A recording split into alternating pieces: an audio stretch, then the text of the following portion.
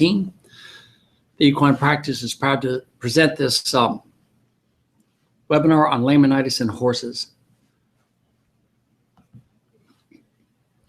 I always start off by giving a little bit of an overview about what we're doing, why we're doing it, and some other notices to help people come here. But I appreciate all of you who arrived on time, and I love to be on time and get things going.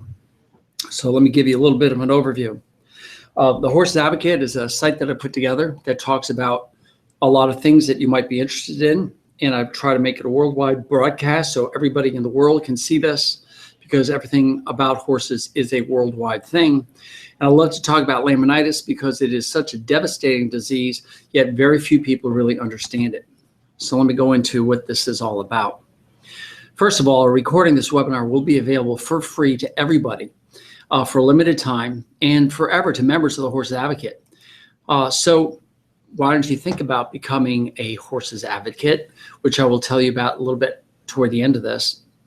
But you can always go to thehorsesadvocate.com and sign up and become a member there to get these webinars and other things that are going on. Okay, the webinar flows logically. I love logical things, but I also speak contemporaneously, which means I try to follow a pattern, but I tend to talk from the heart because I'm very passionate about what I talk about. So I will go fast. And what's really nice is if you've got a piece of paper and you want to start writing notes, it's great. If you don't, just want to take it in, you can listen to this webinar again. I try to keep it to an hour, including questions. I also try not to eat the chicken wings that are going to be delivered in about 5 more minutes because we're a little bit behind here and we try to have dinner before we have these webinars. So you might hear a little bit of noise in the background as the chicken wings are delivered. And my son, who's sitting to the left of me, Matt, is manning the chat boards, and beyond him is my wife Kathy, who's also monitoring things and making sure everything's going okay. And they'll be eating in front of me and I'll just get hungry, but that's okay. Here come the chicken wings now. Okay, the horsesadvocate.com is a part of the equine practice. It's one of my many endeavors to try and educate horse owners about basics in horsemanship and horse husbandry. And I want you to become an advocate for your horse because horses live in the human world. And becoming an advocate is very important, but you can't become an advocate unless you understand some of the fundamentals. And I want to simplify the fundamentals. And with that, you'll become knowledgeable. And of course, knowledge is power, which allows you to be able to talk to other veterinarians, to other professionals, to other horsemen with logical ideas. I like a worldwide webcast because, number one, the technology is so easy and it allows us to get a deeper discussion of the subject using a live presentation and allows for audiences questions. And I like to do that rather than just give out a dry presentation where nobody can interact. So again, my son Matt's going to be watching the chat room. If you've got anything that you want to ask as we're going along, go ahead and just type right in the chat box. I want to talk about laminitis because I want horses owners to understand what it is. And I want to make it simplified. I want to keep it in a fundamental way. And one thing's really important. There's a lot of ideas out there. It's been discussed since the beginning of time. I'll never forget when I first went to vet school, how I wanted to cure laminitis and everything's going to be great. And so far, nobody's cured it. People are knocking at the door trying to understand it. And farriers and veterinarians both have opinions on how things should be done. I know on the Facebook ad that a lot of you responded to, you looked at a pair of feet and we had a lot of comments about how improper the showing was, etc. And we're not going to discuss that here. We're just going to discuss what causes it and what we can do to prevent it. And then as far as treating it goes, that's a whole nother separate deal, which I'll just touch on a little bit here. So I want to keep it simple. As a veterinarian, I find that most horse owners don't understand laminitis or the damage done to the horse, and most importantly, how they can prevent it or treat it. And I want you to become educated. All right, here's the overview of what we're doing. It sounds like a lot, but I'll be going very quickly because, again, I'm trying to simplify this so you understand the principles. And some of you who are listening to this, if you understand laminitis on a more expert level, I want you to stick around and listen anyway for 2 reasons. One, as I present this, you may hear something that you've never heard before. It may open up your eyes or make you think that there might be something else to look at. And number 2, if I can make it simplified, it might help you communicate some of these ideas, if you agree with them, to your clients and to your the people that you like, that you work with. So it's really an open-ended thing. I'm not the be-all and end-all on laminitis, that's for sure. I don't think anybody is. There's certainly a lot more people are very, very educated and very smart on the subject, and I've listened to them at the laminitis conferences. And if you really want more of an in-depth discussion, that's where you need to go. But we'll be talking a little bit about the anatomy of the hoof in regards to laminitis. We'll discuss what it is, why laminitis is an important part of husbandry. I'll talk about vector analysis and physics. And I love talking about that kind of stuff because it's something that nobody ever talks about, and yet it really explains things. I want to talk about the difference between peracute, acute, chronic, mild, and severe, some of the causes, prevention, treatment, and the take-home points. I want to ask Kathy, can you see my cursor? Mm-hmm. Oh, good. Because I like to point things out. And here's a little quick thing about me, who I am. That's me with a horse that I worked on, who was an Olympic level dressage horse. I've been with horses since 1973. I'll never forget my first case of laminitis. It was a pony in what we called the pony barn in downstate New York at a big farm. We had several hundred horses there, but we had the whole ponies over there. And I'll never forget, I was told to wrap the feet with burlap and keep the feet soaked with cold water and ice. And that was back in 1973. And I got to tell you, not much has changed since then. But I did become a veterinarian. I went to Cornell and became a veterinarian, graduated in 1984 after spending 5 years on a thoroughbred breeding and training farm before I went back to college and finished that. I've been the owner of many horses and witness to many horses with parasites. Yeah, right. Well, there's the typo. Let me just correct that right now. Laminitis. I do that sometimes. I just get one word in my mouth, in my mind, and then it just like stays there. But I've seen many horses with laminitis. I've even had laminitis occur on our farm, and I'll go over some of those cases too. I'm also a storyteller and a photographer, and that way of teaching and style that I like. All right, anatomy of the hoof in regards to laminitis. All right, we've got the hoof wall, the coffin bone, the lamina, and of course, that's AE. That's Latin for plural. For laminae, it's many. One lamina and many lamina. Anyway, and the sole, the deep digital flexor tendon, and the navicular bone. So let me go over some of these things.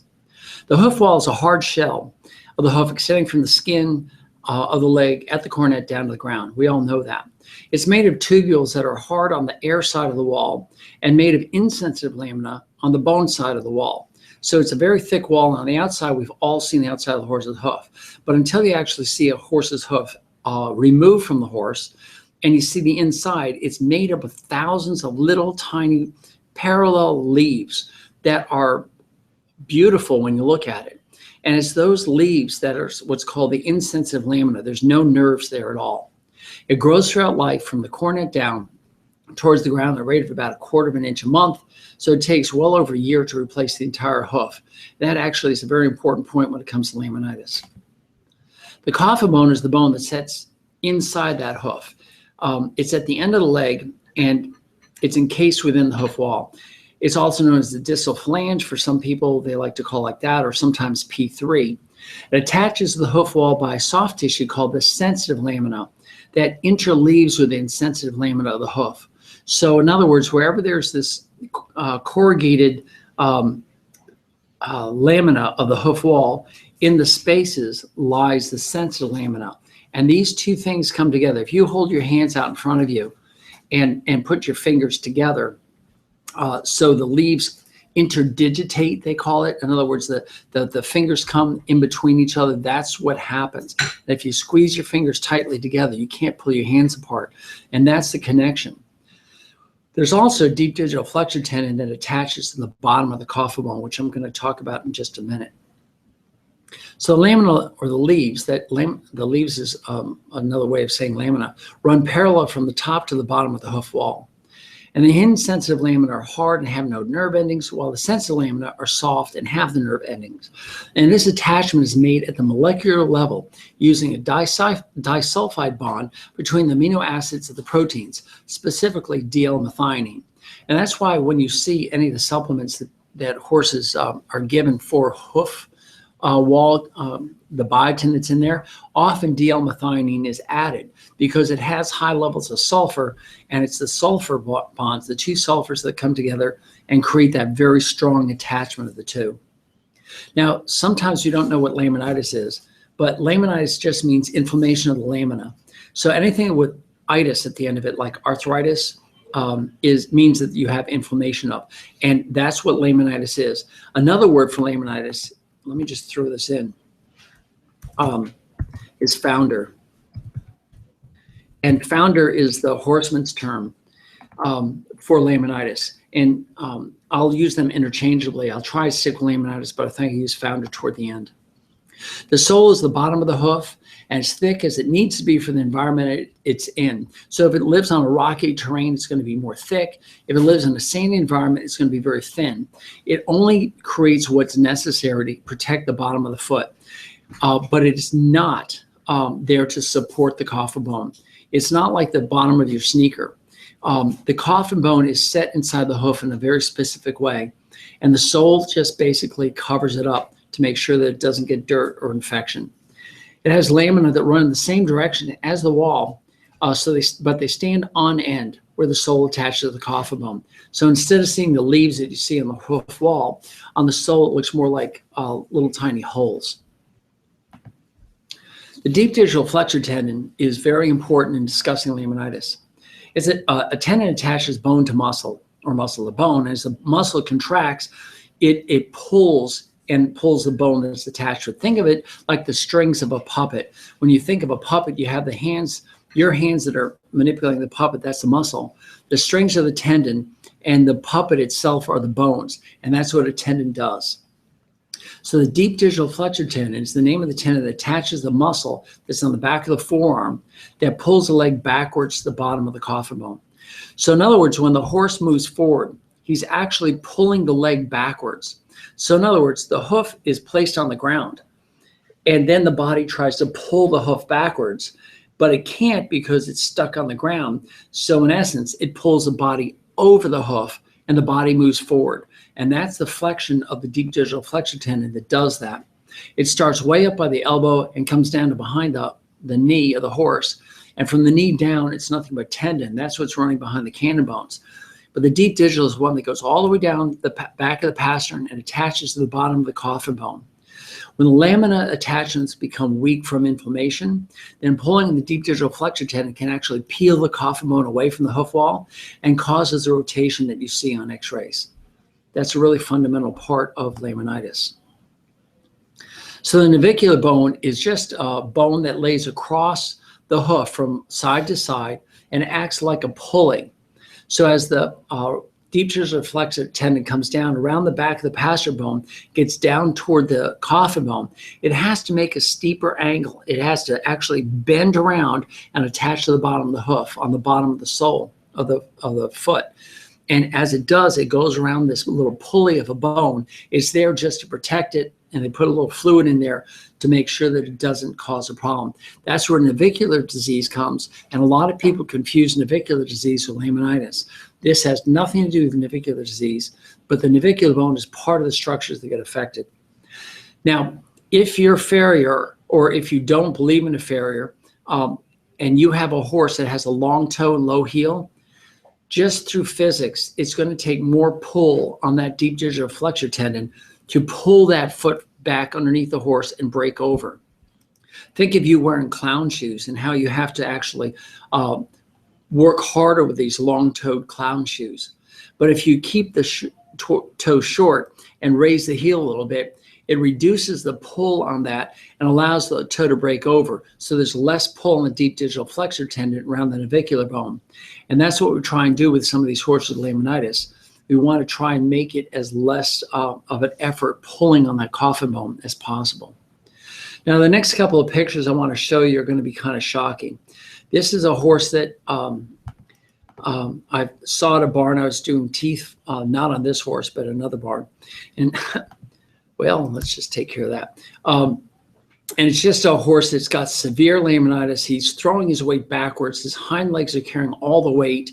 He's certainly on a low body condition score. You can see the ribs, you can see the backbone. And this pony actually is moving around, and I won't say is suffering, but it's borderline. And the owners have elected to keep this pony alive at the time that I was there, but they were determining whether they wanted to euthanize this horse. Here's another horse with laminitis, and it's very interesting to see that a lot of the body weight is put back here because it's the front legs that hurt. And so when 60% of the weight is on the front legs of a horse, because all of this head and neck are out here. Oh, forget insensate. There you go. The horse will shift the legs backward. This is a classic pose for a horse with laminitis. Again, notice the ribs and the backbone. This is a person trying to keep the horse light.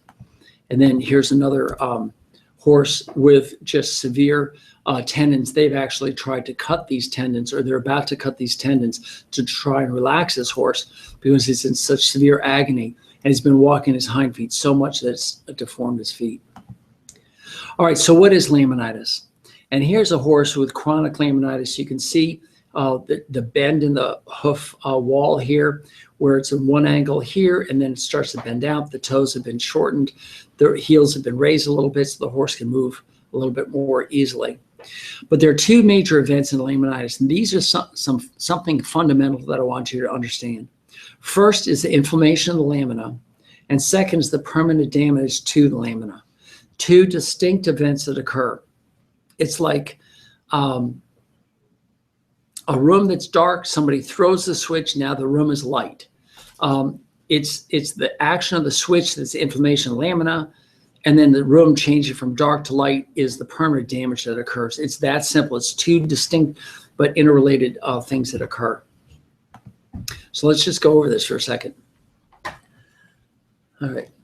Can you make that a little bit larger? Thanks. Have you found in your experience that there is a direct correlation between laminitis presentation and poor nutrition and elements, nutritional elements? I'm going to get into that because it's there's two factors in that. The question was, is there a nutritional factor to laminitis? And unequivocally there is.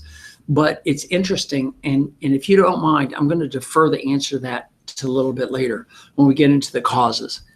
But let me go into this. The first part, just getting back to here, we talked about inflammation and the permanent change.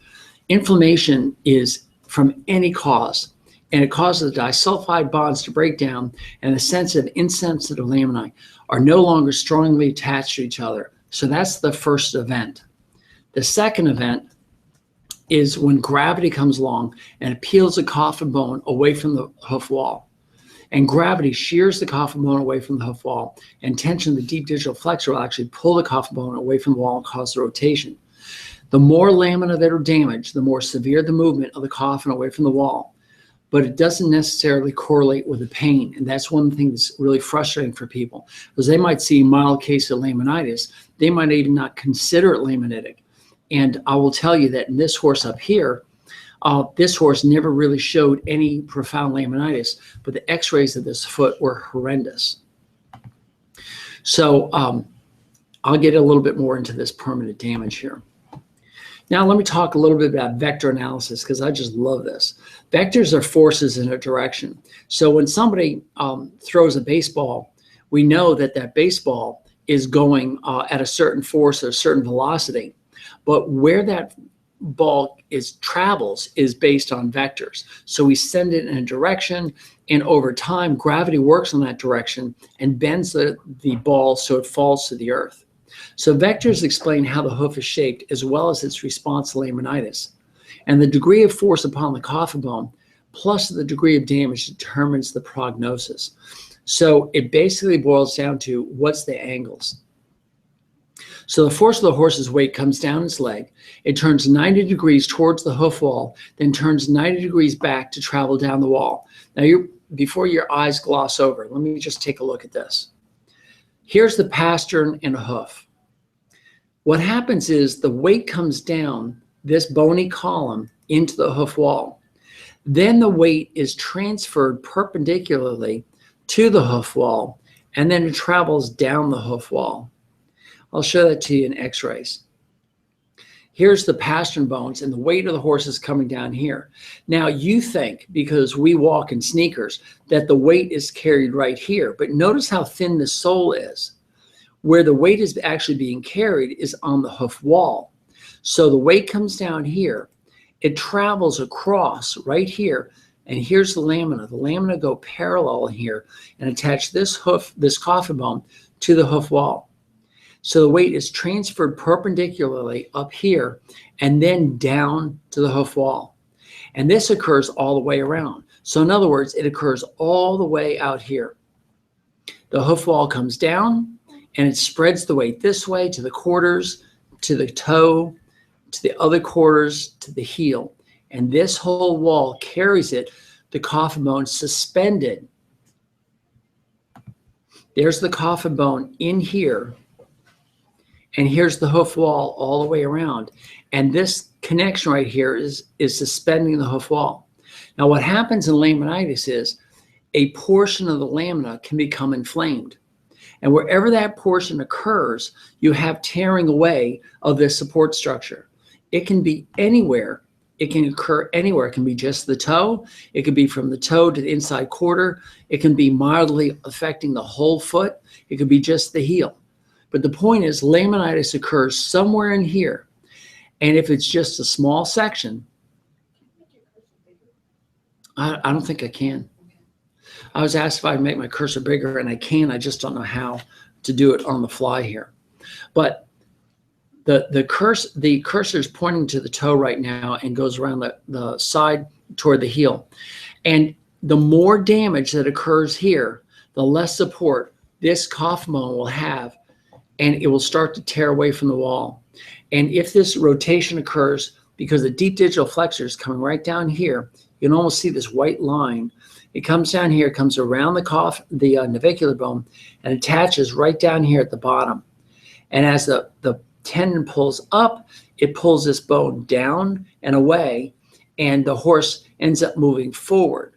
But when this stares away and this doesn't work anymore, then the coffin bone will actually rotate away, and instead of this line being parallel to this line will actually be more vertical. And unfortunately, I've got one or two radiographs of that. I just couldn't find them in time for this webinar. But this angle here is where the rotation occurs. And if rotation occurs enough, this toe will actually come down through here and pierce the sole, and that's when it's rotated through the bottom of the sole.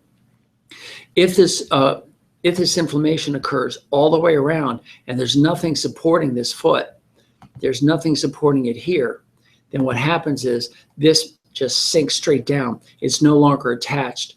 And what happens is there's a big depression that occurs right here at the coronary band. And you stick your thumb in it, it's a big notch as the bone is just driven down through the foot. And that's, of course, not a good situation for the horse. It's terminal. So that's what we're talking about when you look at this slide here. When the inflammation occurs, it's going to break down the lamina. Okay, will there be swelling in the tendon when having a bout with laminitis? Not usually. The tendon itself is not affected. What happens is the tendon is working just fine. It just pulls the foot away. What does occur is right in this area, right, can you see where my cursor is? It's above the bulbs of the heel, right in that area. That's where you get the digital pulse. And one of the causes of laminitis is altered blood flow. And with the altered blood flow, these lamina die. And it's the death of the lamina, the lack of blood flow, that causes inflammation, that you have congestion down here. And just like any other congestion, you don't have oxygen exchanging across the blood barrier. And if you've ever had a hoof wall come apart from trauma, or frankly, if you ever had a fingernail come off, you know how bloody this can be. This is loaded with blood. And in fact, in this particular horse, you can see a little bit of red in here, which you can commonly see on white-hoofed horses, especially in wintertime, as the blood flow increases down here. So when you see that, you know that you're starting to get some inflammation, especially at the coronary band. All right, the laws of physics, when they apply, are especially force equals mass times acceleration. Now, gravity is not a friend, and F equals ma is one of my favorite expressions. If you take the acceleration of gravity, then force equals mass. So in other words, if I took a farrier's anvil, and let's say it weighs 50, 60, 80 pounds, something like that, and I gently rest it on your foot, a 50-pound anvil, it doesn't hurt. I mean, you know it's there, but you're not going to move your foot away as I just lay it there on your boot. But if I take that and raise it up 2, 3, 4 feet and drop it, every one of us are going to move our foot out of the way before the anvil hits it, because now the force is the mass of the anvil times the speed of gravity, which is acceleration, and now the force is increased. So gravity is not a friend, because gravity is constantly pushing down on this bony column, and the bony column is trying to stabilize itself with these attachments, and these attachments are breaking down. So I often jokingly say the treatment for laminitis is to take the horse up into the space shuttle and leave him there for a year, where the horse has no weight coming down. That way you can give a chance for the lamina to heal and give it the 14 to 16 months it takes to grow out a new hoof. Of course, back here it doesn't take as long, but this is where most of the damage occurs, and this is where you need all the hoof to grow out. And just leave them there in weightlessness, and this will heal up just fine. But the problem is, as we have damage in this coffin bone and the sensitive lamina, the weight is going to come down the bony column, and every time the horse walks, it's going to pull this away. And it's interesting because a lot of people believe that exercise actually helps these horses. And it kind of does, because it increases circulation. But it also hurts them, because as they pull with each step, they're going to pull that coffin bone away. So that's something that you and your vet have to look at very carefully. But every pound reduced from the load is that much not peeling the coffin bone away from the hoof wall. So skinny is best. And that's why the pictures of those two ponies, you saw how skinny they were. It looks almost reportable. They're so light. But the lighter you get them, the less mass is going on that foot. So every time they walk and they lift their foot up and land it back down and apply acceleration, the force isn't going to be as much. So skinny is the way to go. This is a body condition score of 5, which means you can see some nice flesh on here, but there's a little bit of a backbone. If you get up and touch this horse, there's some ribs. You know, it doesn't have much meat on its bones. This is an ideal weight for horses on body condition score that runs from 1 death's doorstep to 9, so fat you throw them in a fishing pond and they float like a fishing bob. Like this guy. This guy is severely overweight. Another view of this horse would have a trough going down his back. His buttocks are just huge, and there's a ton of weight on this horse. This body condition score of 9 with laminitis would be a death sentence for this horse. Whereas with a 5, at least you can knock it down to a 4 or 3 rather quickly and take some of the weight off the hooves. All right. Degrees of severity of laminitis. I like to call it per acute, which is one that comes on so fast that the horse is fine one moment and now is just so painful it can't walk. This actually happened once. I was the veterinarian for a horse show, and the horse loaded on the trailer and transported to the showgrounds. And several hours later, they came to me and said, my horse can't move. And I couldn't even move him from the stall to outside the stall to see him walk. He was severely, or what we call per acute laminitis. The way I treated that horse was with anti-inflammatories, Butte basically, and IV DMSO. And the DMSO was amazing how it took the inflammation away. And within 45 minutes to an hour, that horse is able to walk right out of the stall and walk right on the trailer and go home, where it could get more medical attention and get the ice baths that it needed. So per acute is not a death sentence. So per acute just means get on it really quick. And the sooner you get on it, the better off you are. Unfortunately, I don't have a follow-up on that particular case, but I was just shocked on how quickly that horse became laminitic and then immediately came out of it as I got the horse on medications. The acute case is a new case where inflammation is new. In other words, Doc, I think there's something wrong. He seems to be a little bit footsore. We take radiographs and there's no rotation. We don't see any evidence, but we know that the horse is lame. This is a great time to get a horse on laminitis treatment, which I'm going to go over in a minute. But the quicker you get on these cases, the less damage. Remember, there's two steps to laminitis. You have the inflammatory event, and then you have the damage and the subsequent gravity tearing away the hoof wall. And that's what you have to look at. The chronic is those that have had repeated inflammation, and these are really easy to see. You can see the changes in the hoof wall. And the problem with chronicity is once the hoof and coffin bone are damaged, it's never going to go back to the way it is.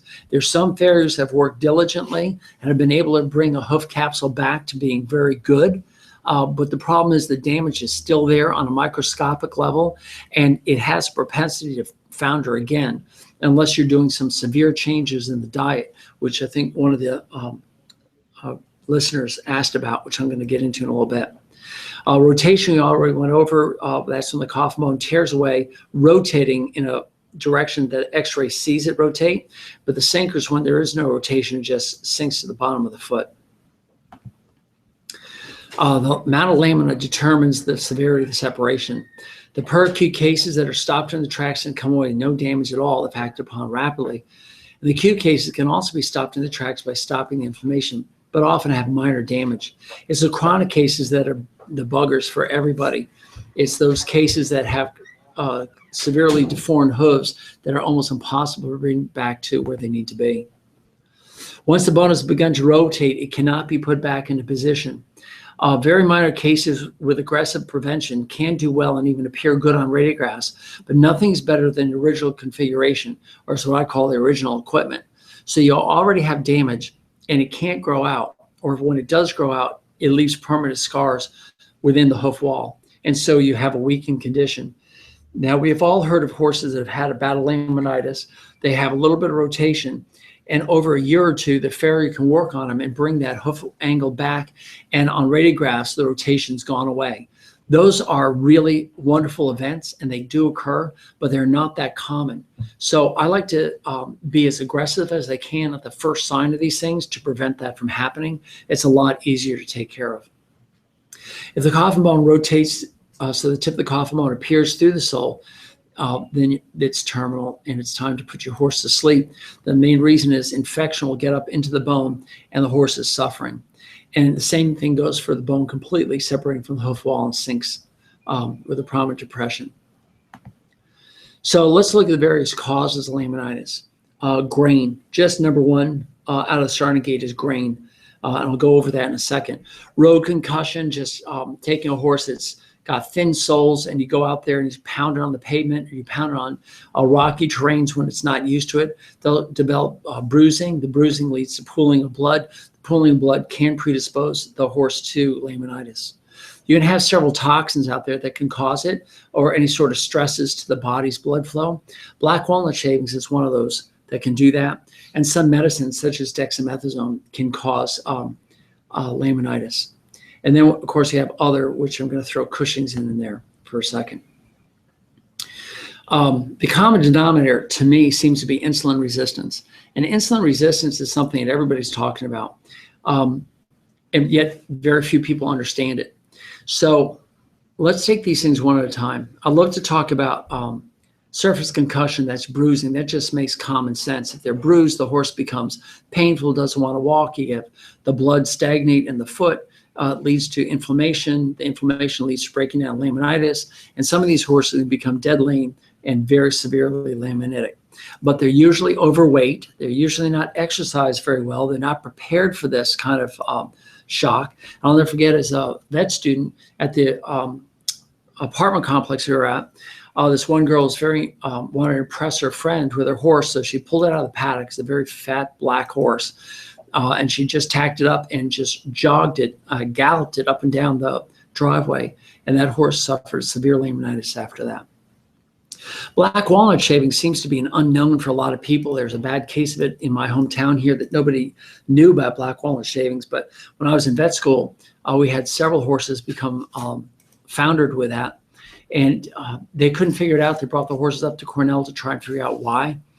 And it turns out that ponies don't seem to get it as badly as horses, and horses seem to get it a lot. So we did a lot of experiments. A senior vet student did his senior seminar on it, and they were looking at jugalone, which is a toxin that the plant excretes to kill all the surrounding vegetation to allow its little saplings to grow around it.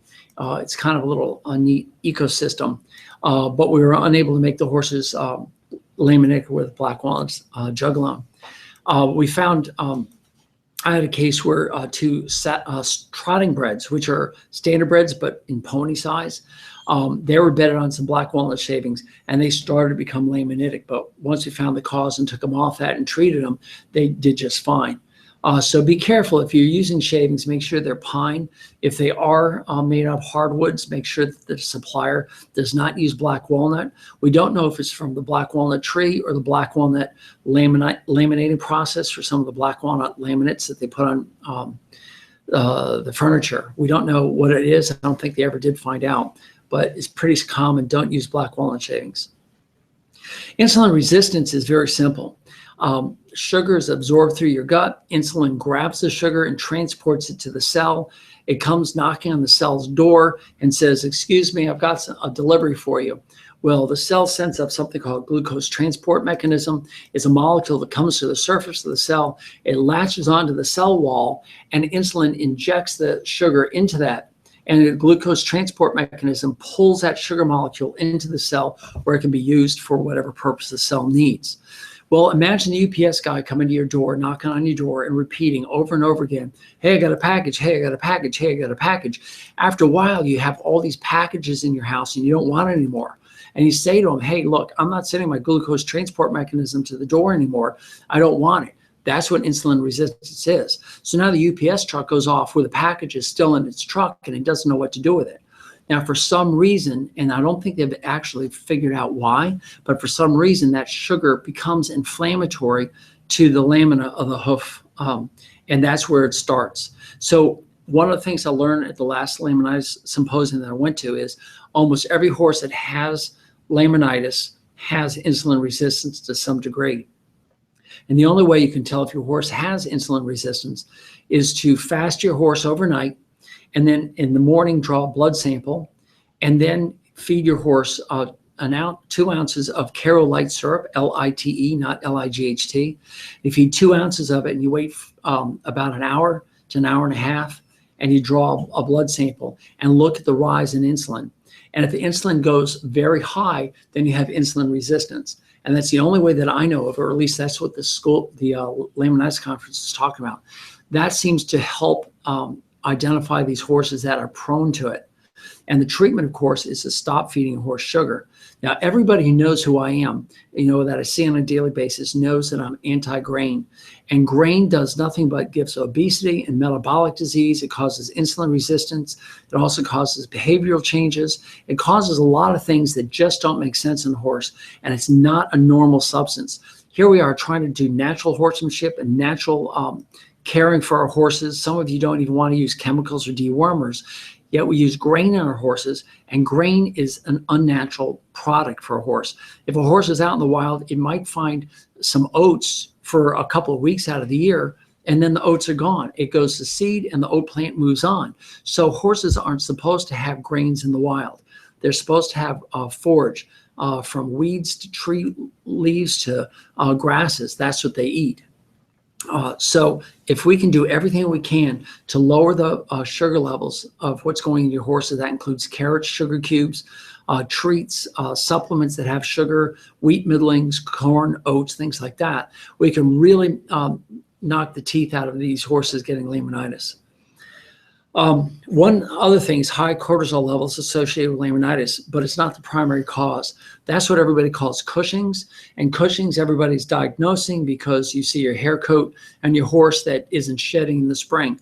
But here it is right now, it's November 1st, and I had last week probably 4 different owners tell me, my horse has Cushings. And I say, why do you think your horse has Cushings? And they say, well, I've had to clip him 4 times already this fall. I'm like, well, it's supposed to grow its hair coat. That has nothing to do with a pituitary adenoma. Your horse is normal. Why are you doing this? Well, because we took a cortisol level and we found that it was high, so we diagnosed my horse's Cushings, and yet the horse isn't giving any idea that it's having a problem. So be careful of the Cushing syndrome. Everybody wants their horse to have that disease. I don't know why. But you can have horses get laminitis with Cushing's. There's no doubt about it. But also test for insulin resistance. And you'll probably find that they have a high insulin resistance level. So that's something else. Something I didn't put in here I mentioned earlier was dexamethasone. A lot of people have horses with allergies. They either have hives or they're having breathing problems, and they go straight to dexamethasone in one form or another. Dexamethasone notoriously causes laminitis, and we've been able to, on an experimental basis, give dexamethasone to horses and cause them to have laminitis. I know it sounds disgusting, but this is decades ago, and that's something that we did. Another thing, and this is done on a routine basis for people studying laminitis, they give them a grain overload. They purposefully give these horses grain, and it causes them to have laminitis. So there's two proof that if you have grain or dexamethasone, you can create laminitis in these horses. So try to avoid that at all costs. There are other steroids available. I think I'm getting another question here. Okay. Can a horse with laminitis have similar symptoms as a horse with an abscess? Absolutely. Foot soreness comes in so many different sizes, it's almost impossible to tell unless you're a good diagnostician. A sole abscess, if your horse has sole abscesses, it's common. They're usually focused on one small spot. The sole abscess you have to be patient with. You have to identify it. You have to create a pocket in the sole to allow the pus to drain out, or watch it erupt out off the top. There's really not that much difference between a sole abscess and laminitis, other than good. I'm getting a whole bunch of great questions here, but it's really difficult to tell the difference between laminitis and a sole abscess and stone bruising. They all look the same, but I will give you a secret. Laminitis almost inevitably or invariably is in both front feet. So if you have both front feet that are shifting in lameness, then it's more likely laminitis, whereas a sole abscess is almost always in one foot. Here's another question. Can a horse have laminitis and have low heels? Yes, because the low heel, long toe can actually cause the coffin bone to peel away. If your horse does have a bout of laminitis, it's going to peel that away a little bit more. But what's really interesting is in chronic states, the horse has something called proprioceptors. And those proprioceptors are nerve endings that try to tell where your foot is. That's how when you walk across the room, your foot lands straight flat on the ground because of proprioceptors. Well, the proprioceptors in the foot wants to put that coffin bone where it thinks it needs to be. And these horses with laminitis will start to walk on their heels. And as they do, they'll crush their heels. They'll become underrun. They'll become very low, and the toe will actually scoot out. So now the horse is trying to get the coffin bone back into position. It's rotated, and it's trying to rotate it back into its proper position. Unfortunately, the hoof is getting in the way. So you're going to start getting low heels and long toe. And chronic ones look like they're wearing what they call genie slippers. You know, those the Arabian, the Aladdin, where they have the long toes that curl up. Those are slipper feet. And those horses, they actually take a saw to cut off all that excess because there's nothing there. They just cut it off and try and get the horse to move more carefully. Let me look at which one. Sure. Do you find shoeing with protective pads helps as a preventive to hard surface concussion? That's a great question to go over with you and your farrier, because that's one of those things that people talk about all the time. But I will tell you this. If your horse is not used to going out on rough terrain, and if it's pampered like it is in Florida on just sandy surfaces, your horse will become foot sore, and you need to protect it either with a boot, or if you're the type of person who wants to put shoes on with a pad, you can do that. The problem with shoes and pads on, you can't just take them off at the end of the ride. So they stay on there. And if you have a horse with an unstable hoof wall that's shelly or not made right, you can create more damage with a shoe and nails. So again, that's an argument that's beyond the scope of this discussion, and it's a great argument or discussion to have with your horses, with your farrier. All right, you can talk briefly about sequestering and curettage of the coffin bone caused by abscess. My quarter horse just was treated for this with a very good prognosis. Well, when you curette the coffin bone, it means you go in surgically and you actually go through the hoof wall and you take the coffin bone and you actually cut out a section of the coffin bone that's affected. When the coffin bone has to be cut out, it's telling me that there's infection in the bone and there is no other choice but to remove that because infected bone just is almost impossible to heal. Infected feet are another thing because it's soft. Even though the hoof seems hard, it's actually soft. But as soon as the bone starts to get infected, that's something different. Now, some people believe in toe resections, getting there and actually removing the hoof wall to reduce the pressure on the coffin bone works. I've seen that work many, many times. I've seen it not work at all. So again, that's a discussion for you, your veterinarian, and your farrier to go over the ins and outs. Because I do know one thing. Every horse with laminitis has a different approach, a different cause, and a different result. So, and it also depends on your horse and how painful it is. All right, let's see what we've got here. We're getting kind of close to the end. Prevention. Stop feeding grain. Keep your horse in a body condition score of 5 to 6. Keep the hooves properly trimmed at all times so they don't have long toe, low heel to start with. Avoid black walnut shavings and other toxins. And exercise your horse to keep the blood flowing. I just read an article by a seasoned veterinarian who says this probably is the #1 reason why a lot of horses will start to have laminitis. And I have to agree with them. If your horse doesn't have laminitis, they probably won't if they keep exercise and start using up that sugar that's flowing through their bodies. And it helps prevent the inflammation that occurs down in the hoof wall. There's something else. Sometimes I get an idea and then it just slides in and out. Exercise, keep the weight low. Actually, that's probably the best thing. I mean, you can't, if your horse is fat and sitting in a stall 24/7, and you keep feeding it grain, there's a good chance that they can founder. Oh, I know what it is. I've got an expression that I've never, ever seen a skinny horse founder. Now, the horse that you're seeing here is a skinny horse that has foundered. But when you see a horse that's got poor nutrition, and I think this is one of the original questions, a horse that's on poor nutrition that already has a body condition score of 4 probably is not going to founder because he doesn't have enough sugars going through that's causing inflammation. Now, if he's got an infection in the foot or you run him hard on the surface and bruise his soles, I guess that's a possibility. But what I'm saying is they can't get metabolic syndrome, they can't get the insulin resistance if they're already skinny.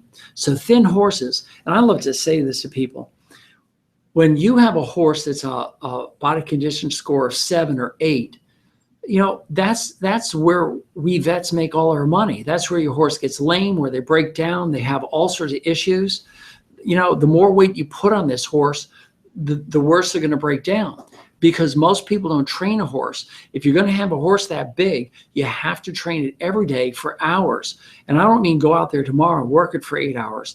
I mean, slowly build him up. So a year from now, he's hauling your buckboard into town, and he's not going to be fat. He's going to be strong, and he's going to be able to build up the sole, the wall, the connections, all the ligaments and tendons that are necessary to keep this horse going. But the fat horse that doesn't do anything is not in any condition, and these horses are breaking down. Okay. Can a horse have laminitis and always be sound? Yes. They'll trick you. If it comes on so slowly, and if their constitution is to have a strong heart, to be a tough horse, they can get away with it. And your farrier can look at you and say, you know, your horse has laminitis. And you're going to say, how can that possibly be? Look, he's moving. But you'll see the deformity of the hoof wall. If you take a radiograph, you're going to see some of that. I got it. I'm getting more questions. This is great. You're going to see some of these horses. Okay, I got those 2 questions. You're going to see these horses that are thin do better. You're just never going to see them have laminitis. So there's a balance between conditioning a horse and having him too light. Now, one of the questions they ask is, what can you feed a horse with insulin, and what about lush grass? Well, there is some toxic effects in the grass that can cause some of these horses to founder. I've seen horses, especially ponies, that just even look at grass and they have an acute case of laminitis. Now, that's a horse that's got some severe insulin resistance. You've got the sugar content of the grass that's high.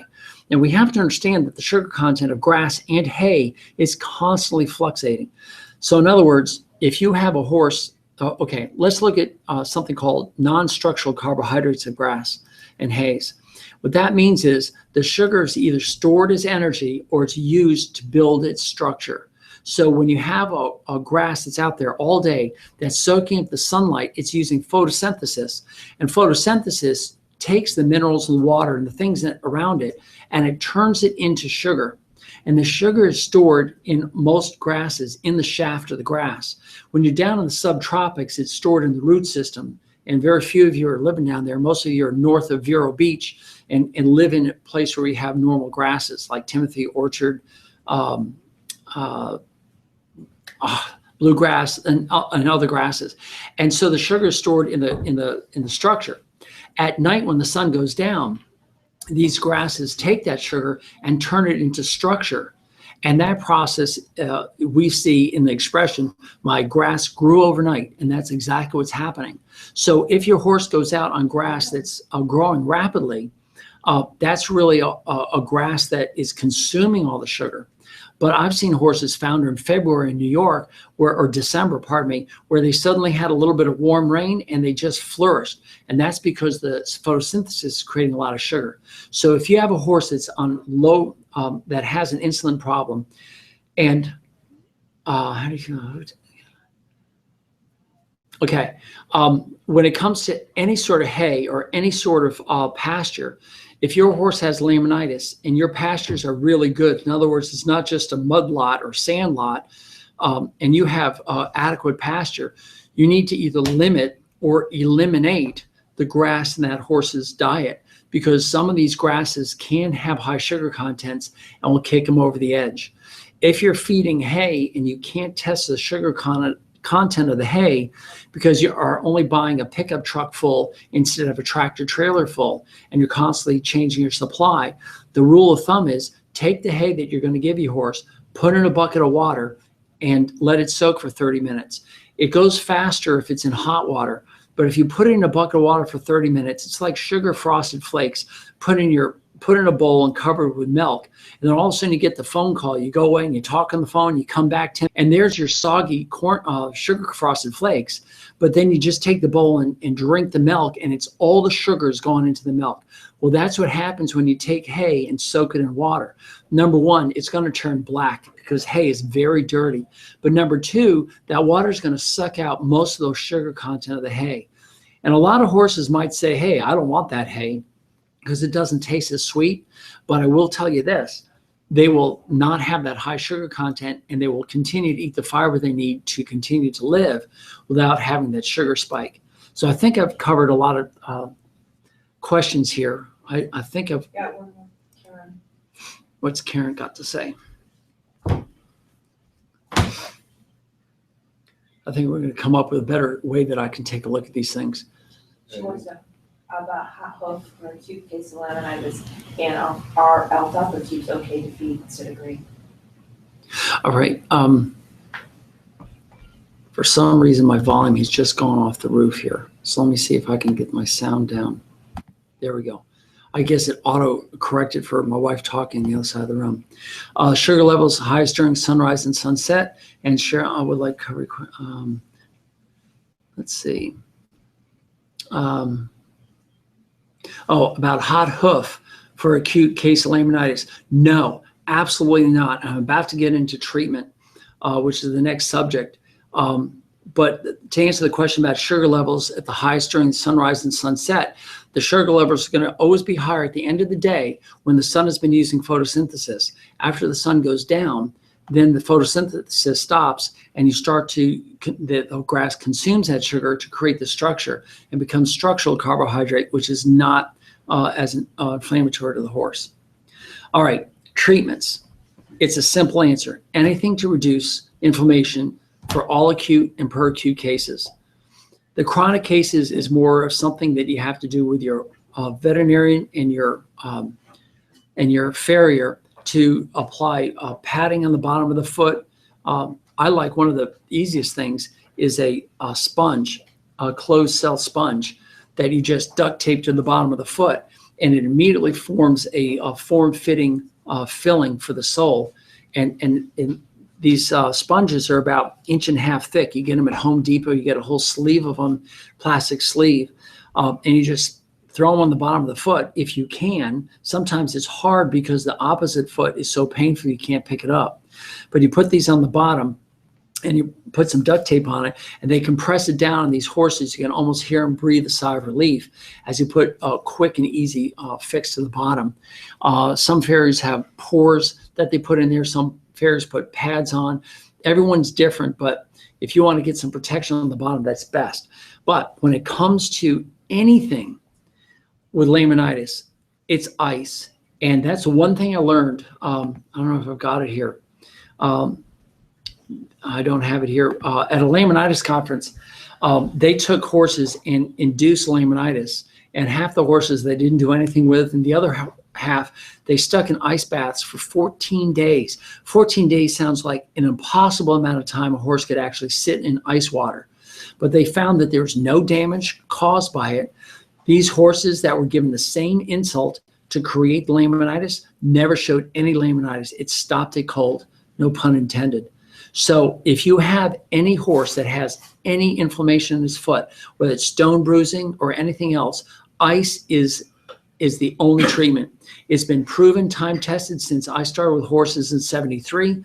It's been proven by science by the really good researchers down in Australia that have done so much research on laminitis. They build, I'll say, tubs where they put the whole horse, and the horses stand in there for weeks. Literally weeks. They don't do anything. They drain the water out and put fresh ice in. But these horses stay in ice cold water, and it's the only treatment that is effectively 100% stop laminitis. And that's really what you need to do. So ice is always number one. Anytime you have anything to be concerned of any inflammation, never ever put heat on something that's already hot, like a hot hoof or a hoof with a bounding pulse or a tendon or anything else. You want to take that inflammation out. Non-steroidals, anti-inflammatories, NSAIDs, non-steroidal anti-inflammatory drugs are things like butazolidine, banamine, naproxen, and other drugs. And I like Butte. Butte's always worked. You can do a pretty stiff dose at first and then keep it a low dose. DMSO given IV, if it's an acute case, that works really well in some of these horses, and almost every vet automatically gives that. Some people give it via stomach tube and have it absorbed and going that way. I guess that's an easy way to do it if you don't have the ability to give it IV. The IV I've found has worked really well. Call a farrier and trim to relieve the pressure of long toes and low heels. Try and get the farrier in on this right away, and it's a farrier vet team. Even if they don't like each other, get them together and have them work together.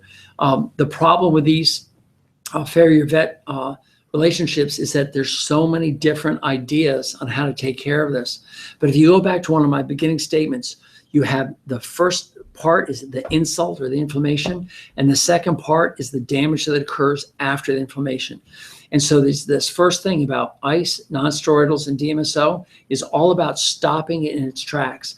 This is a medical emergency. You don't wait till the morning. You don't wait till the call charge drops. You do whatever it takes. You go out and you buy tubs of ice, get these horses in ice, you have them stand there. You guys who live in the north, this is a great time. You just take them out in the snow or the ice cold running stream. That's been a time-honored tradition for laminitic horses. And put them in there. Just build a stall and let them stand in the running water. They will not die from it. They will not even get hurt. In fact, the horses will stand there chewing hay and will be happier than anything you can imagine just standing in water. And non-steroidal anti-inflammatories, your vet can work on the dose there, and then DMSO given once or maybe twice. And these three things, stop it before the damage comes, it's great. Everything beyond that, the failure, the hoof wall resection, and possible tendon cutting, it comes from the chronic cases. And I'll tell you what, it's not good for the horse either way you look at it. Okay, because Butte has a tendency to be hard on a horse that has dealt with ulcers, is there something else that you suggest as a second choice? You're kind of stuck between a rock and a hard place. I see that we've got some other ones in here. With a horse that's got Butte intolerance and pain in its feet, what do you do? A lot of people like the Equiox that's out there, the dog equivalent has escaped my mind. Isn't that funny? It's just, these things just come into my mind, then just disappear. But anyway, if you look for Equiox, it's a horse brand. It's a paste. That'll help some of these horses. I personally hate that stuff in my stomach, the human equivalent, but a lot of people think it's great for horses. Just ice and be tender. Maybe a quarter gram or half a gram of Butte twice a day is all you need. Also, when you stop grain, you're going to get rid of a lot of the colonic ulcers and that are already bothering your horse. So they probably will be able to handle the Butte a little bit better as soon as you stop grain. And there's nothing that I've ever seen where you go cold turkey as far as stopping the grain that causes a problem with the horse. You can stop grain right now and not have a withdrawal or not have a problem. Yes, they'll nicker in the barn for about 2 days and say, hey, I want my grain. But Previcox. Thank you, Cheryl. Previcox. Why couldn't I know it was a P word and it just escaped my mind. Okay, let's go back and do some more. I think my horse's coffin bone, is that the one? It's rotated down to the bottom of the hoof. More x-rays to be taken this week. Can shoes fix this? Has laminitis in front both legs. Also, my 2-year-old seems to be walking on his heels. Horse with laminitis is 16. Want both horses to be fine. A horse that's already rotated, you're going to have to work with your vet. If you can control it and make the horse happy, that's the best you can do. But the problem is the horse is already rotated. The rotation is never going to go back, and your horse isn't going to be sound enough to do what it needs to do. As far as the 2-year-old goes, it's pretty rare that a 2-year-old gets laminitis. It's not impossible, but I would be looking at another reason for the low heels, and I would just ask your farrier to try and get the pastern hoof relationship in line. The pastern and the hoof wall from side view should be one straight line. And if you have the pastern coming down and the hoof wall going out, it could be that your young horse has upright pasterns. That comes from rapid growth, which is a whole different subject that we can talk about. Highly recommend podiatrist for chronic laminitis. Has made all the difference with my horse, long recovery from abscess equestrium, but should be sound and return to medium work in very near future. Yes, Barb, I've heard of these all the time, and there are different degrees, just like there are, you can go to a veterinarian, but you want to go to a specific surgeon if you're going to do a specific surgery. Same with humans. You want to go to medicine internist, not to the guy who just practiced family medicine if you have a big medical problem. And a trained farrier who's into laminitis is worth their weight in gold, and it's worth paying the extra money to get them done. And again, if they, I know what these guys are saying, and they're basically saying, look at every case as an individual. If they can get a horse that you've stopped the inflammation and you can allow that growth to come in there and help to solidify the hoof and return to mild work, that is beautiful. And that takes a team effort, and it's going to take you at least a year to do. It doesn't come overnight. I can't reiterate enough. When you have a laminitis case, don't dawdle. Get in there right now and stop the inflammation, because gravity is pushing on that hoof every moment of every day. And if you can stop it in its tracks, you won't need the farrier. And if you change that diet now before you have a problem and remove the grain and get the weight off the horse, you won't have a problem. You could do the insulin resistance test to see if your horse is prone to it. If it is, now you know you have a little bit more urgency. The laminitis hasn't occurred yet. Prevention is so much more easy to give than the treatment. Let's see what else. Hot hoof is a Chinese herb. I bought them from a vet. Also gave Butte and iced feet. I'm not familiar with any of the Chinese herbs. I do know that there are different plants and herbs out there that will help blood flow. They have tried different blood flow things for horses with laminitis. There's so many dozens and dozens of treatments out there, anecdotal and real, that I find that it really boils down to ice and prevention. And once your horse has that, you can try a Chinese herb, hot foot, or you can try anything that reduces inflammation in the foot. So I'm sorry I wasn't familiar with hot foot, but anything that will make the inflammation go away. Here's another one. Does hot shoeing make laminitis arise? I've never known that to happen. Hot shoeing is just where the farrier takes the hot shoe and kind of burns to make a more even connection. No, they don't apply it on there long enough to create that. The laminae are further up, and it shouldn't cause a problem. And I think that would cause a very focal burn if it's left on there too long, but I can't imagine it causing that. What else? Oops. Best way to feed supplements. I think I just deleted one. Oh no. Which one? Deborah says. Oh, DMSO gel. Somebody says I need to learn how to spell correctly. No, they did. Oh, okay, sorry. What is the best way to feed supplements if grain's not recommended? Okay. Also, it's told laminitis comes from Cushings. Forgot to mention that on a 16-year-old. Yes, everyone talks about Cushings. Cushings is a pituitary adenoma. It's a swelling of the pituitary gland that can cause one of three things. It can cause an inability to recognize increase and decrease in daylight, so you get a haircut that doesn't shed. It can cause inability to secrete antidiuretic hormone and causes the horse to have an inability to concentrate his urine, so you have a puddle of urine in the stall and consequently buckets of water that are drained, and that's diabetes insipidus. And then the third one, it has increased ACTH, adrenocorticotropic hormone, and that can cause the adrenals to create more cortisol, and everybody thinks that might cause laminitis. Now, I can't say that it does or doesn't. What I'm saying is, if you have a horse with this higher levels of cortisol, they are more prone to laminitis, but I would also check their insulin resistance and compare the two. And you'll probably find that the horse also has insulin resistance, probably also is being overfed, probably has a body condition score of 6 or 7, maybe even a 5. But those are type of horses that if they do have this, you need to be aware of it.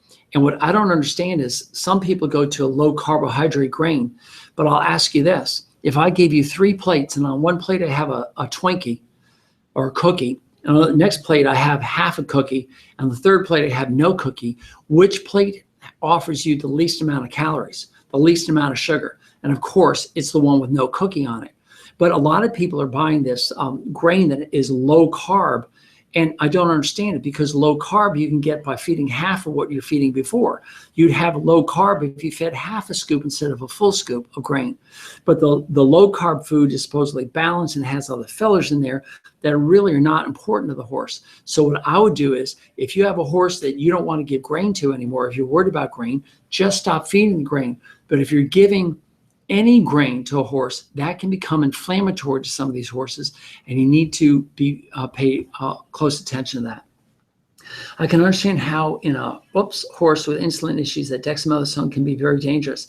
Is it as prone to causing laminitis in a horse that does not have insulin issues?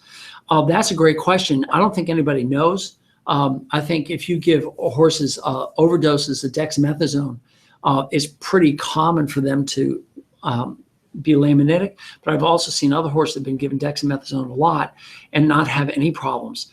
I've seen horses that have never had a shot of dexamethasone, and with one injection of dexamethasone, they have laminitis. So, but nobody's actually gone in and said, okay, we're going to take horses with high insulin resistance or no insulin resistance and do a dexamethasone suppression test. At least I haven't seen it. It might be out there, but I just don't have that with you right now. Will putting gel DMSO on a pad and wrapping the hoof do any good? That's pretty interesting. I think for an acute case, that should be helpful. I couldn't deny that.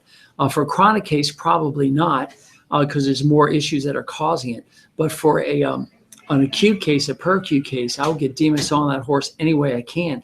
either by stomach tube, IV, or painting on the foot. Anything you can to increase the blood flow down there and be an anti-inflammatory. Be careful putting other things on. I had one person try to help a horse by putting formaldehyde on the hoof, and what that did was it just preserved the hoof and mummified it, and that was disgusting. I don't even want to talk about it. Is there a certain preference that you have for the degree of the angle to shoe? No, I'm not. I can't answer that. I will not answer that here. You got to all remember that this is a webinar where I'm giving generalized educational material, but I can't give you advice for your horse because there's so many infinite variables. And I don't look at a precise angle. You have to take radiographs. You have to discuss this with your farrier and your vet to look at what angle is most comfortable. But I will tell you the horse's proprioceptive receptors that are trying to tell the horse where to put his foot has to be put in combination with how much he's rotated and how much pain he's in to find the ultimate balance. What is the best way to feed supplements if grain is not recommended? That's a great question. And do you recommend either Root and Riddle or Purdue to diagnose these issues? Are most local vets good enough? It's another great question. Let's go over feed supplements. You need to look at each feed supplement and look carefully at it. I was a big fan of Strongyne C, whether you like the daily dewormer or not. But once I found out that half of it was corn, I realized that I have to move over to Strongyne C2X where the corn was removed.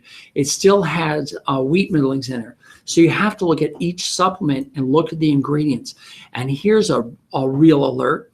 We had one horse that still had a little bit of diarrhea, and we took all the grain away. We're convinced it had colonic ulcers, and we couldn't figure out until we made 3 calls to the salt lick manufacturer. And on the 3rd call, they admitted that they had corn syrup in their red salt licks, the trace mineral salt licks. They had corn in it. And in fact, it's the main ingredient in there. And that's why the horses like to lick it, because it's pretty much sugar and salt, kind of like Cracker Jacks. So there's a source of sugar. You need to look at everything. If you have supplements, I personally would say take the horse off everything for 2 weeks, everything except salt, water, Himalayan salt, water, hay, and grass, and let the horse stabilize. It takes 6 weeks for the gut to normalize and at least 2 weeks, but go as long as you can. Then take one supplement that you think your horse needs and put it in there and see what happens. I think all horses should have biotin, and biotin doesn't come with sugar. Make sure it doesn't, the biotin supplement you're feeding. And give biotin, because that provides a good, healthy hoof wall. And then reconsider all the supplements you give and find the supplement with the ingredients that you're looking for that does not have any sugar in it, including corn, molasses, wheat middlings, and especially the non-ingredients like sweepings off the floor, you know, the hulls of this and the hulls of that. So if you're going to feed supplements, you're going to spend good money on supplements, get really good supplements that don't have all these fillers. Root and Riddle or some specialized place. It all depends on how good your local vet is. If your local vet has good quality radiographs and can take good pictures and has a sincere interest in this, you can have a local vet that's just excellent at this. I don't think it has anything to do with where they're located, just their integrity and their passion means everything. So discuss with your vet whether this is something that they want to tackle. But again, if you're at the stage where it's chronic, you need to find a farrier-vet relationship that works really well for you. Has always urinated lakes for years, even before I got her. Was told she has done this her whole life. Now, that's interesting because there's a couple of reasons why a horse could urinate a lot. One is diabetes insipidus, especially if they have this pituitary adenoma, and the horse is like 12 to 15 years old on the minimum and older. But if she's been doing this all of her life, it could be that she lost her gradient in her medulla of the kidneys. And this is common for a horse that eats a lot of salt. They'll just wash out. It's called medullary washout. And if you talk to your vet and see what you can do about reconcentrating that gradient, there is a way to do it. It's a little bit risky, but it can be done. And you need to talk to your vet about medullary washout and see if you can reestablish that gradient so the urine starts to become concentrated. But the first thing I would do before I do anything is I would take a urine sample and analyze it. If it's a specific gravity of 0, which is basically water, then you know you have a concentration problem. But if you find that the specific gravity is really good, then you'll have to look at something else that's going on. So again, that's not laminitis, so we'll move on. You mentioned D-L-methionine earlier is another name for it, or can I read some more on it? I'm a registered veterinary technician. I'd love a chance to learn some. That way, Cheryl. We all live to learn. If you look at all the biotin supplements, you're going to see that D-L-methionine is added. It's one of the amino acids. You have essential amino acids and non-essential amino acids. And the amino acids are the building blocks of protein. So you look for something called methionine. And if you've ever taken organic chemistry, that you know you have the dextro and levo versions. So in other words, if you put your hand up in front of a mirror and you're looking at your hand and you're looking at your mirror image of your hand, they look different even though they're the same. And that's what D-methionine is and L-methionine is. And you have to have both D and L-methionine in there. And that's why it's called D-L-methionine. Various form of supplements, thoughts, excellent stuff. Perfect stuff. My wife is shaking her head up and down. So that's, yep. It has alfalfa and soy, so that's a pretty safe bet. Connie asks, what about beet pulp? Please, when you say beet pulp, say its full name, which is sugar beet pulp. Now, there's a veterinarian friend of mine who insists that beet pulp, sugar beet pulp, has a high glycemic index, or maybe it's low, but whatever it is, it doesn't stimulate the insulin as much as other things. And I can't argue with him. He's a very smart man. But when I look at it, when I look at a horse that's prone to having laminitis, I don't want any sugar in there. I want the minimum amount of sugar. And the sugars that are going to be in there are going to be structural carbohydrates. In other words, in the hay and the grass. And I'd be watching them closely. And I wouldn't add anything such as sugar beet pulp, which, by the way, is a byproduct of the beet industry. And they found a market for us. But there's a lot of horses that seem to do well on it. I can't argue it, but I don't think it's something that's natural. I think grass and hay is more natural. Hay certainly is almost natural. And do whatever we can. We've gone an hour and 16 minutes in this. Do I have any other questions that have come up? Himalayan or plain salt? Whoops. Every time you talk. Let me turn the volume back down. There we go. I think we're back to the same volume we were at. There we go. Himalayan salt is the best way to go, or anything that's rock salt, any salt that's actually taken as a chunk out of the woods. You don't want ground white salt because they have anti-caking agents in it, and you want to stay away from red salt licks, which I've recommended all my life, but now I realize that it's loaded with sugar. What are your thoughts on a balancer feed? I was stumped what to feed my barrel horse that is prone to laminitis. I took a look at a balancer feed the other day, and I was blown away. The first three ingredients were what I call sweepings off the floor. They were just fillers. They didn't have anything that were of any substance to the horse. And followed by wheat middlings, and there's another sugar in there. Alfalfa, I think, was the fourth ingredient. Alfalfa, by the way, is a really good feed. I've changed my mind on alfalfa. You don't have to feed pure alfalfa, but alfalfa can add some buffering agents to the colon and help it calm down. Thanks, Connie. I could talk to you forever too, but we're getting toward the end of this, and I want to cover a couple more things. But that's my thoughts on balancer. Read the ingredients, and you're going to find that in the balancer, run it by your veterinarian if you can't understand it. But just say, what is the stuff that I'm feeding your horse? And you're going to find that horses were made to eat grass and the other forages that are out there, including weeds and leaves and brush, and other things. It's supposed to eat that. They occasionally eat seeds that are out there. They'll grab some grass. They'll grab an apple. They're really a browser, and they're not supposed to have any grain. Remember, grain is an idea that man came up with, especially as a new market for their excess grain that they have, because it becomes so efficient at farming. So we are basically the subject of a marketing campaign that's making us feed our horses with something that they don't normally eat. Again, if most of you are into all natural, you want natural horsemanship and natural care of your horses, then let's start feeding them like a horse. That's a no-brainer. I mean, I can't explain that any better than that. Anyway, I want to go over a couple of take-home points. We got one more question. Should someone take alfalfa out of the diet of a horse with laminitis? That's interesting. Some people think that alfalfa is a rich food. It does have more nitrogen in it because it's a legume. but it has a little bit more elements like calcium that help balance the diet. And you need to, I have no problem with giving a little bit of alfalfa to a horse.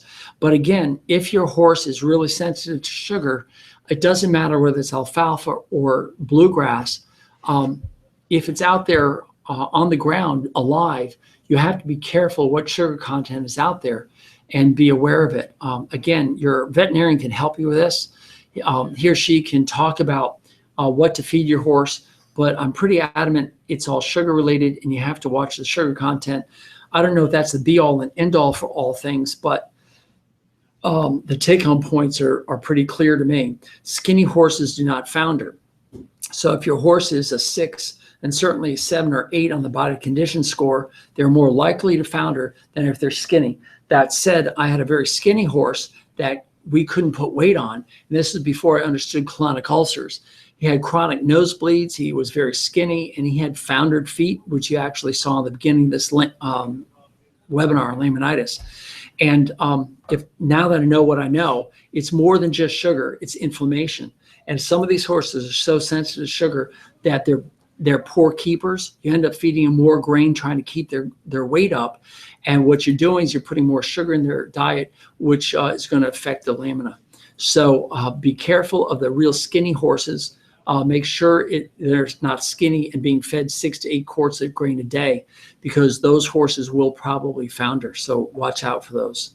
Most horses that are founder are insulin resistance. That was out of some research out of Australia. And depending on the severity of the laminitis, a horse with founder will never be normal again. In other words, once the hoof wall separates away, it's almost impossible to put them back unless you can put them up in the space shuttle. And the only effective treatment is ice for a week or more and administered immediately. Don't just do it for a little bit. Don't do it for an hour and then go in and sleep. Make a box that's waterproof. You know, if you have to pound nails and put fiberglass in it and let it dry and then put the horse to stand in it, that's what's going to save your horse. And all the effort you put into the horse in the first 24 hours is well worth it down the line. So when I attended the last one in Palm Beach, the laminitis conference, 2 things that took away: all horses that develop laminitis have insulin resistance to some degree. Ice therapy administered as soon as you discover laminitis and applied 24 hours a day for at least a week not only stops it, but there are no bad effects from this treatment. So the bottom line is this: if your horse has a BCS of 6 or more, or if he has had a bout of laminitis, test horse insulin resistance, and if high, eliminate all sugar from the diet. My next slide is, do you have any questions? But I think I've been pummeled with questions. So if you have any more, let's get them in here. I know I'm going to have to quit this thing by 8:30. My chicken wings still stay here untouched and cold, but don't worry about it. I've really enjoyed talking with you guys. I absolutely love doing this. Let's see, there's one more question. I'm going to go down to this next page. You guys can read this while we're talking. I can read that. Next, what's it? Look, boarding barns. Stop grading. Actually feeding my horse with hay. Maybe they will listen to you. Yeah, maybe. But it just makes sense. You don't have to say Dr. So-and-so, some wacko from someplace said it. Just say, look, I don't think it's the natural thing to do. And I like to do a 2-week challenge. In fact, if you go to my website, the Equine Practice, not the Horse Advocate. Well, actually, I have it on the horseadvocate.com. You go there, you're going to see a 2-week no grain challenge. And you click on it, and you're going to see some other people have done no grain, and the changes in the behavior. Horses that were unruly, you couldn't load on a trailer, you couldn't ride without them bucking. Horses that didn't like to be brushed or groomed or touched, or legs picked up for the farrier, they were termed dangerous by the veterinarian or the farrier. These horses, within 2 or 3 days of going off grain, suddenly changed the whole behavior. And within 2 weeks, they're completely different horses.